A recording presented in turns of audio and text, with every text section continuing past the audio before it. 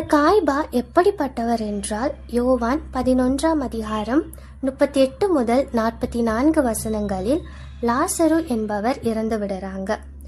அவங்கள கல்லறையில வைத்து 4 நாட்கள் ஆகிவிடுகிறது. இயேசு அந்த இடத்திற்கு வந்து, லாசருவை வெளியே வா என்று சொல்லுறாங்க. மரித்த லாசரு உயிர் பெற்று வெளியே வராங்க. அங்க கூடியிருந்த மக்கள் எல்லாரும் அதிர்ச்சி அடைஞ்சாங்க. பலர் இயேசுவின் மேல விசுவாசம் கொண்டாங்க. சிலர் இந்த அற்புத செய்தியை பரிசேயருக்கு தெரிவிச்சாங்க. இந்த பரிசேயர் ஏற்கனவே இயேசுவின் போதனைகளினாலும் மக்களின் செல்வாக்கினாலும் எரிச்சல் அடைந்து இருந்தாங்க. இப்போது இந்த செய்தியும் வந்துவிட்டது. பரிசேயர், தலைமை குருக்கள், ஜனத்தின் மூப்பர்கள் எல்லாருடைய மனதிலும் கோபம். இயேசுவினால் தங்களுடைய புகழ், வருமானம் எல்லாமே பெருமளவு பாதிக்கப்பட்டது. எனவேதான் என்ன செய்யலாம் என்று கூடி பேசினாங்க. காய்பா அப்பொழுது அங்க தலைமை குருவாக இருந்தாங்க. இயேசுவை ஒரு கிளர்ச்சிக்காரனாக பார்த்தாங்க.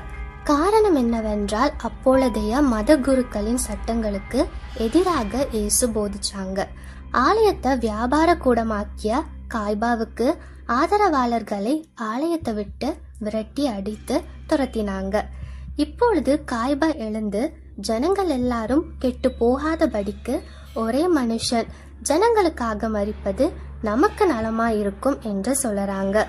ஒரு குழப்பவாதிய ஒழித்து கட்டினால் நாம் நிம்மதியாக இருக்கலாம் என்பதுதான் அவன் சொன்னதுக்கு அர்த்தம். ஆனால் இயேசு ஜனங்கள் எல்லாரும் அழிந்து போகாதபடிக்கு தனது உயிரை பலியாக கொடுப்பார் என்ற தீர்க்க தரிசனம் நிறைவேறலாய் இருந்தது. அது காய்பா கூறிய இந்த வார்த்தைகள் கூடியிருந்த எல்லாருக்கும் ஒரு மாபெரும் புத்துணர்ச்சியை ஊட்டியது.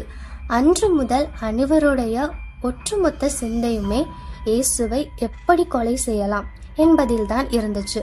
இயேசுவை பிடிக்க செய்யப்பட்ட சதி ஆலோசனைகளில் காய்பாவின் பங்கு அதிகமாக இருந்துச்சு. அவர்கள் இயேசுவை தந்திரமாய் பிடித்து கொலை செய்யும்படி காய்பாவின் வீட்டில தான் ஆலோசனை பண்ணினாங்க. இருந்தாலும் ஜனங்களுக்குள்ள கலகம் உண்டாதபடிக்கு பண்டிகையில அப்படி செய்யலாகாது என்றார்கள்.